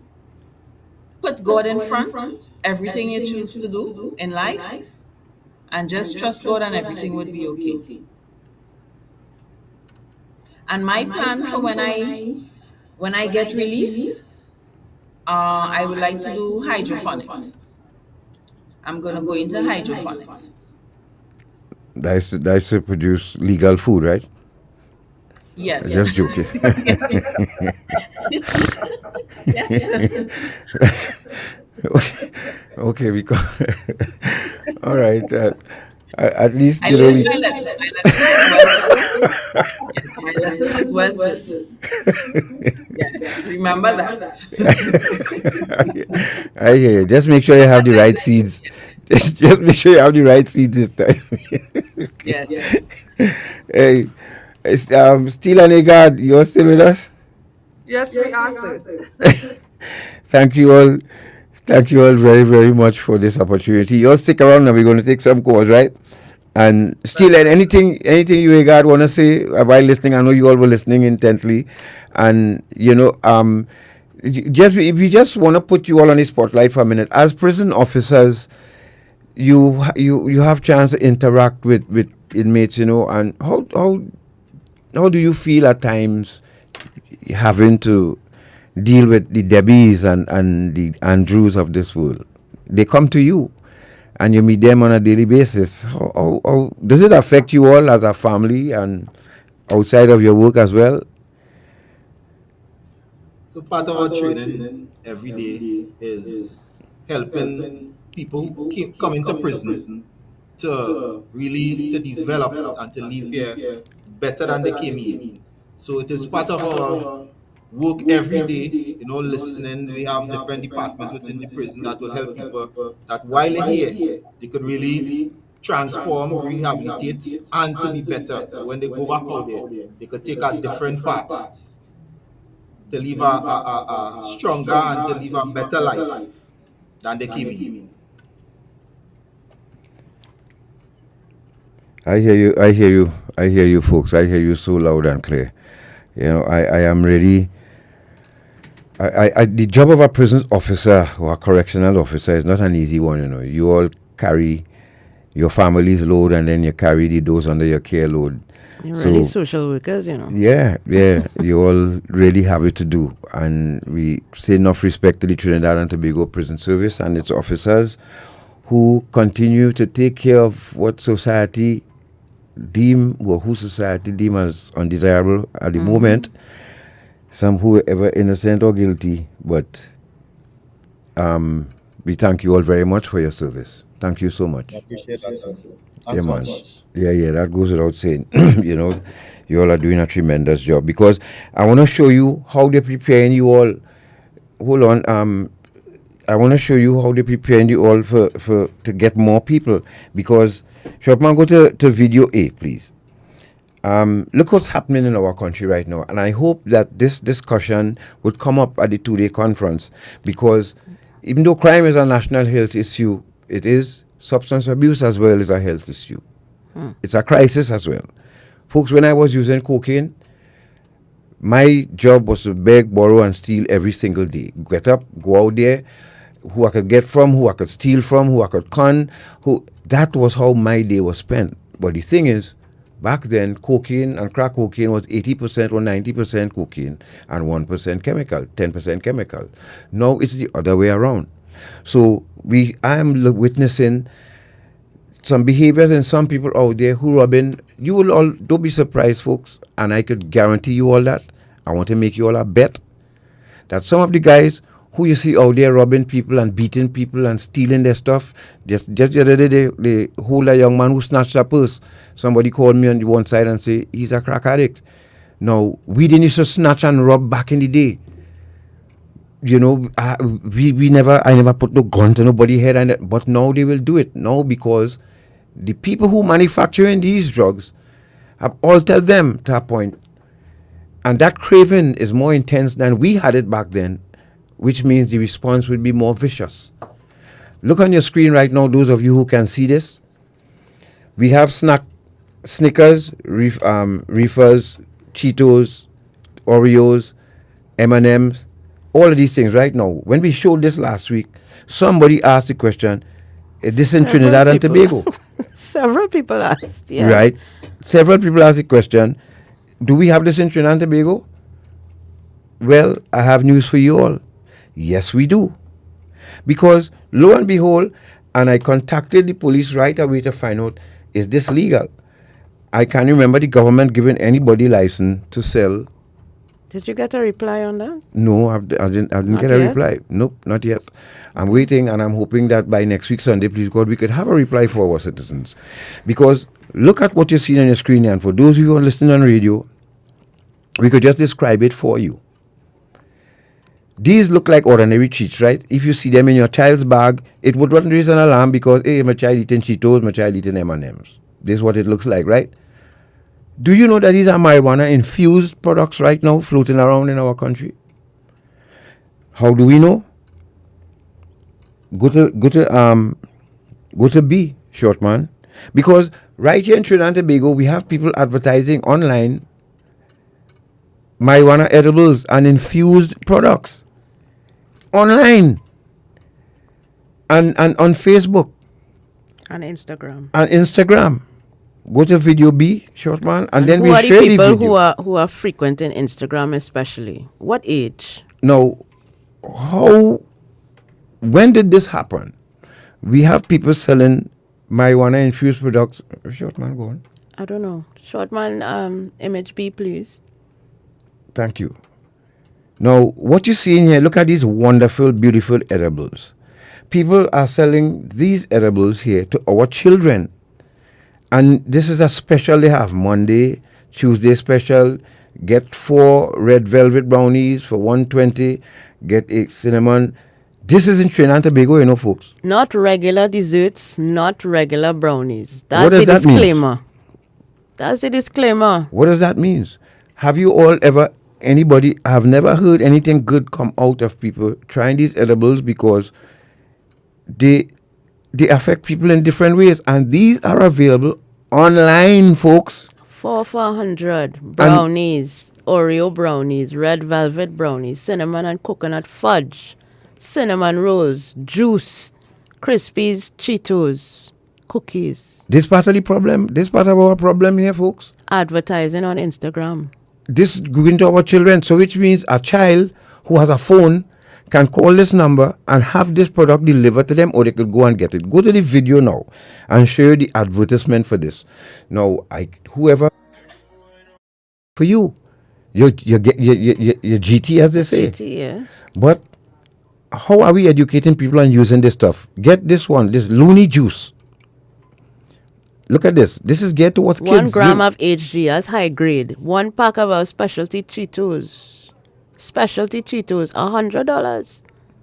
$100 for it. So if you saw specialty Cheetos in your child's bag, folks, would you be alarmed? Look, these are juice. Freeze it right there, short man. Pause it there a minute. Oh, sorry. Yeah, sorry. All right. But it's on loop, so you'll see it again. Yes, you'll see it again. Now, imagine buying one of these bottles of juice and you're thirsty and throw it back. One day the sun hot and you decided. You know what could happen to somebody doing this? You know the strength of this juice? You know the strength of this Cheetos? Ladies and gentlemen, this is part of our problem in Trinidad and Tobago, that this is allowed to happen unchallenged. I ask if it's legal already, that we have, because we have It can't be. This is in South. There's one on the highway on the southbound lane as well. You can now get marijuana, and is this legal? When did this happen? And I'm sure these are not the only people doing this. Now, again, there are victims that will come out of this. So I hope that part of the consultation will include substance abuse, and not substance abuse who read it in a book. Because when you did your substance abuse reading, it didn't have these yet. These didn't exist. When I was using crack cocaine, these didn't exist. They exist now. And I am sure after that Zessa pill that spread, that's the Zessa pill fiasco, there are a number of people who out there have Class A drugs in their system. And they wouldn't do like we did. I was an opportunist thief. Now them coming in your house regardless to what. If they would rob a priest here in Trinidad and Tobago, folks, people went in a nursery. Why you feel somebody jump over somebody's fence to steal a bicycle, a child bicycle? You feel they carrying it home for their child? No, they're carrying it by the pusher. Understand what's going on in Trinidad and Tobago right now. It's part of what's contributing to the thing. Then we have to look at the sale of alcohol. There was an incident on the avenue last evening. I have the video. We have it yet, but we have to edit it. The first person ran out of that place was a child. She looked no more than 16 years old. No older than 16, 17 years old. A child. So what we have now are bar owners, club owners allowing minors into their establishment. Serving alcohol to a minor is against the law. That is another. Should we continue with this alcohol, sale of alcohol any day, any time? Should we? Or should we now try to sacrifice making that $1 million and start saving lives of young people? We continue to say here over and over, a child brain, the brain is not fully developed until you reach 25. We have a lot of youngsters right now under 25 consuming hard alcohol and marijuana and other drugs. Yep. And when I say alcohol, I'm not talking about rum and coke, you know. I talk about punching. Punching is a favorite, yes. And Red Bull and these mixture with these pills. Come on, how you expect the police to deal with this when they're confronting people out there who have these things in their system? I am guaranteeing you all that some of them are affected by this situation.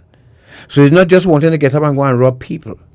It don't just happen like that. I didn't wake up one morning and just decide to rob people. I was driven by a drug. Trinidad and Tobago, it's time we come together and start protecting our children. Otherwise, we'll have nobody to take over sooner or later, you know. And the police cannot be everywhere. This video that I saw last evening, Natasha, with these children running out of this night, this happened this morning. Yeah. Look what they're selling now online. I doubt very much. I mean, yes, parents ultimately responsible for their children. But how many of the parents of these children knew where they were? You don't know. And remember the conversation came up about parents being a part of the solution too? Yes. Why? So this is what I'm saying. Why would you have, as a parent, at the age of 15, you could have been out in a club, Natasha? No, but there are children who, I mean, come on, let's face it. These teenagers know how to get around things and keep their parents out of the loop. So it's up to the parents to maintain a relationship with their children so that they know where they're likely to go. They will never know unless you have a GPS tracker on them. You'll never know where they are and who they're with. But it's about the relationship. Debbie, you have anything to add to this? Let's take some calls, Gary. Let's say, Debbie, you have anything to add to this? Or still, Agad, I know you're listening. Should we continue with this any day, anytime sales of alcohol? That part, yes. I mean, look, that needs to change. We got a call yesterday, folks.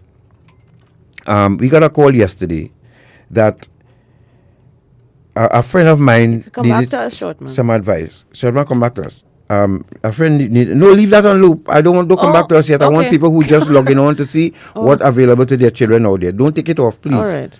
Right?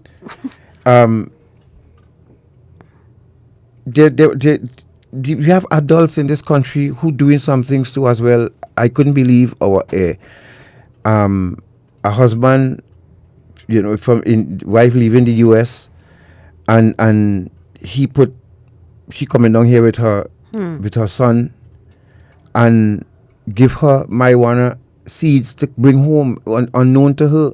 She lucky she got through God, well, and without getting caught. And when she got home here, only for somebody to show up by her door and demanding what was sent to them from abroad. Now, folks, and of course to protect the people, I cannot go into detail. I'm just telling you that we have some adults among us right now who don't care. Their bottom line is to make that dollar. Imagine you coming home from the United States, you spend some time coming home to see your family, and your own flesh and your own husband would put stuff in your bag without you knowing. And when you land in Port of Spain now and you're relaxing home taking in some tongue breeze, boom, somebody show up on your door. This is the kind of things happening in our country right now, folks. And how you expect the police to deal with that? So really and truly, our homes have seemed to be the spawning ground for a lot of these what's contributing to our society again. Because as I say, whoever would have thought that a pack of Cheetos could be dangerous. You go in your cupboard and see, or you go in your fridge and see a fudge, and you decide to eat it. Next thing you know, you end up in the emergency room. Come on, we could do better. We could do better, and this is the idea of this intervention here this morning. Let's take our first call. Hello, good morning. Hello. Good morning, Mr. Sinclair, Mrs. Sinclair. Good morning. Morning. Let me just say to the young lady that she, keep her head up. We live in a kind of cruel country where they intend to punish you forever. 7 days out of 24 years, man, reduced. That's kind of harsh. So I hope that something is worked around that with what the handlers are saying that they're trying to do for. But Mr. Sinclair, I was in a company where men tell me they was buying ganja online for the lockdown. That is entrepreneurship now in Trinidad. Right? And I am studying if this thing needs to be, there's no about no 4 trees again. People are seeing entrepreneurship in this marijuana thing now, and they're seeing it as business. And it's reaching a state where it's getting kind of out of control, and people are putting people's life at risk. And all the people who was complaining about Mr. Hines' statement and about the Prime Minister's statement, my ears is not garbage cans, Mr. Sinclair. This whole thing starts in the home. And people don't want to take responsibility. Everybody knows basically what goes on in the home, or somebody will tell you. Trinidad is a very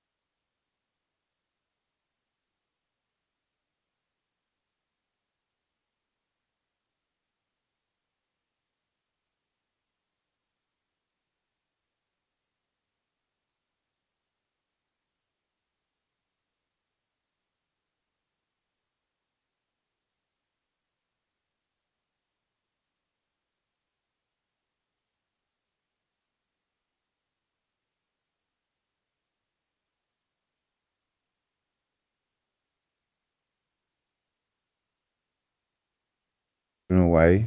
No, no audio, no feed. Are you all hearing us on Facebook or YouTube, folks? Or let's try taking a call 622-3937 and see. So y'all didn't hear my rant just now. Oh gosh. Yeah. No hearing. Okay. Okay. Yes, but I still think it should be.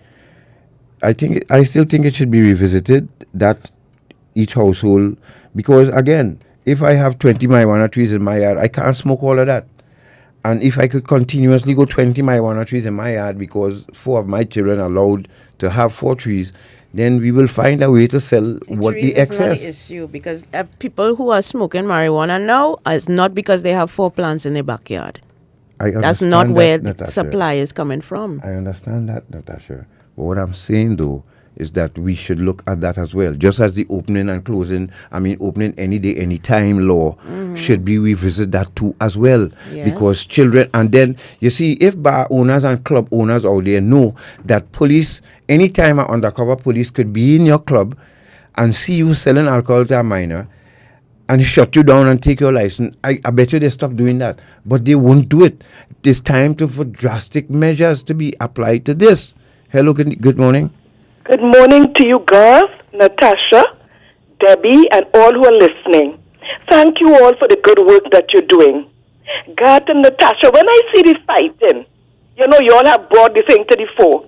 When I see the fighting among the school children, it couldn't be based on their natural heads. They had to maybe be under the influence of something. So maybe they're buying these products, and that is having a negative impact. Mr. Robinson, God rest his soul, touched on the situation in Trinidad and Tobago and talked about moral and spiritual values like it gone through the window. And I am hoping that this lady, Miss Debbie, that the Mercy Committee will have mercy on her. She seems to be ready to rejoin society. So guys, this is what is happening. These drugs, the police need to come down hard, investigate cyber security, and bring them to book and take this thing off the market to save our children. Thank you, guys. There's so much I could say on this and how we should deal with it. But you see, talking on the radio and, I just wish we had the opportunity to contribute in that discussion over the next 2 days, because I would have been able to break it down for them so easy. Again, I consider the experts to be people who've been through this. I've been to hell and back. There are a number of people like me survived this journey and willing to share it with the public, but is anybody willing to listen? But we have to be able and want to make that change too. Hello, good morning. Good morning, Garth and Natasha. Good morning. It was such an interesting program. Thank you very much. A lot of enlightenment was shared there. But, I am sorry to know the position that the young lady is in.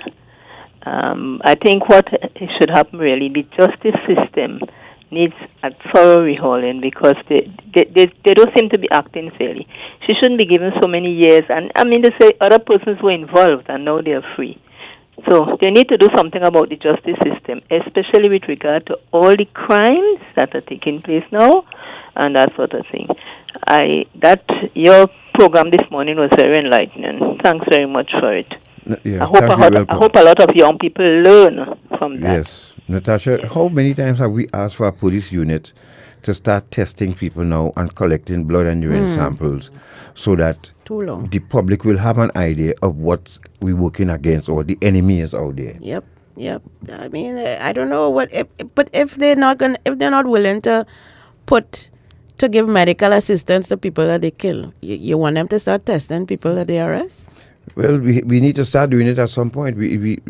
Hello, good morning. Remember that conference I went to in Belize where we had representatives from each Caribbean island, and one of the things that each Caribbean island mentioned is that drugs and alcohol from the tourism trust, the tourism thrust is what fueling the drug use on their separate islands. Okay. So when these tourists go back to their destination, they leave addicts with us to take care of. Right. How long we been warning Tobago about that? Boy. What's the state of Tobago now? Okay. Hello. Good morning. Hello, Since good morning. Ho Choy Charles was the chief secretary, we've been warning Tobago that what's going on now in Tobago was going to happen, won't we? Yes. Hello. Good morning, ma'am. Sorry. Good morning, distinguished hosts. Greetings to you all. Oh, Mr. Vidal, morning. I certainly would like to see implemented to the Mercy Committee a petition from the public on behalf of that worthy lady who has redeemed herself and is prepared to go back to society and make amends for what was done. I think not only talk, but a petition coming from the public should be made to the Mercy Committee asking for her to be forgiven. This is my contribution to her, and I hope that the public would join in and have that petition done and sent to the Mercy Committee asking for her pardon. That is my contribution, and I would want to be part of that petition. All right. Thank you, Garth and Natasha. And to the good lady, I wish you all the best. Thank you, Mr. Vidal. Hello, good morning. Good morning to my dear strangers. Well, I was listening to you all the time, but only hear this voice for a long time. To my dear Natasha and Garth. You know how you're doing? I good man, I was listening right through, but your program hard to get into now. You've already did money with when the Archbishop was there and after, and I still ain't getting all you. Right. Anyhow, I listened intently this morning. I think I heard that story already with the lady, the young lady. We started off with her in part one. Yes, and I'm in agreement with what the last caller just said. Quite so, because it is so unfair when you listen to that story that you have a man that gets you involved in that and to see he out and enjoying life and you doing so many years. It is such an unfair story. You understand? So I would like to even be part of that. But what I wanted to get from her, which she didn't say, she keeps saying that God has released her from the man. But you asked her if she got a divorce. She said no. But he's still living. So I am at a loss to know if she gets a pardon and come out, knowing his history, would she be safe? Would anybody coming to be a part of her life be safe? Yes, good That question. was my question, but I didn't get through. But I didn't think it took calls at the time. Question. But that is what I heard. I feel that you all need to ask her because she keeps shying away from how she got released. Yes. Okay? But you asked her if she divorced, she said no. So that has to be established because it have very wicked people out there, you know. And what I want to say, there's something called sting operations. If you advertising with number to call and delivery, nobody can hold those people yet who selling those things to our grandchildren because I'm an adult now. Yes. Now, man, something got to be done here. Serious things have to take place. Yeah. Thank you, Garth and Natasha. You're welcome. You're welcome. Hello, good morning. Good morning, good morning. Morning. I tell you what the world is coming to. So these things that have the drugs and so on in them, they are on the shelves of groceries or you can just go and buy it? They probably won't be on grocery shelves, But they're online. And they're much more easily accessible if they're online because you Yeah. just So- call a number and you get have someone delivered. deliver it to you. And you can put it in your grocery and so on and wherever you're selling. Yes, or you take it for your personal use as well. Yeah, because you can blend in very easy. Or if you have a storefront or a little parlor or something, yes, you could sell it on the side. And you knowingly do this? Listen, I could commit a crime with a pack of Cheetos right now. But the thing about it is, that should be easily traced to the people who are making these things and who are selling them to people. Importing it, correct. That should be easily traced, how that is getting on to the children of our society. And then once again, we safely say to ourselves that the parents have to this, but you can parent as much as you want in your thing. It's like when they came up with the slogan, say no to drugs. What nonsense! These drugs are out there. It's candy and it's children and it's things that are enticing. And you just do all the parenting in your home and they go out there and they eat one without knowing. That's right. You understand? Thank you very much. But what I'm going to say as well, please, if you allow me. It's 12 o'clock there. We have to go. Sorry. Yes, sorry. That young lady, if she was someone else, she would not have gotten that cruel punishment that she got. Her first time offense, isn't it? Yes. Just imagine, first time offense. And I'd say, any police officer coming on the scene and seeing that with she in that car with that drug Thank you, ma'am. Thank you. Sorry, we have to go. We have still in here waiting to do the news. We understand your sentiment, though. Yes, you're right. We said that whole morning. But thank you very much for your passionate input. Folks, we thank you very much, too, for joining us this morning. Please be safe. And speak with your children. Ask them what they're purchasing online, because you see they're not afraid to sell children these things. And my message is love yourself. Don't wait for anybody else to love you. Love yourself first. Ladies, please. Somebody asked when she's going to be released. She's 48 now. She's doing 24. She just started 2 years ago. My age. Imagine that. Yeah. So you just love you yourself. Do the math. You do the math. All right. Sterling Henderson is here. Oh Lord. Just cover us in your precious blood, dear Lord. That is all I could say. As we go, thank you very much, Trinidad and Tobago, for your support. As usual, Sterling Henderson is up next with major news at 12. Broadcasting from Port of Spain,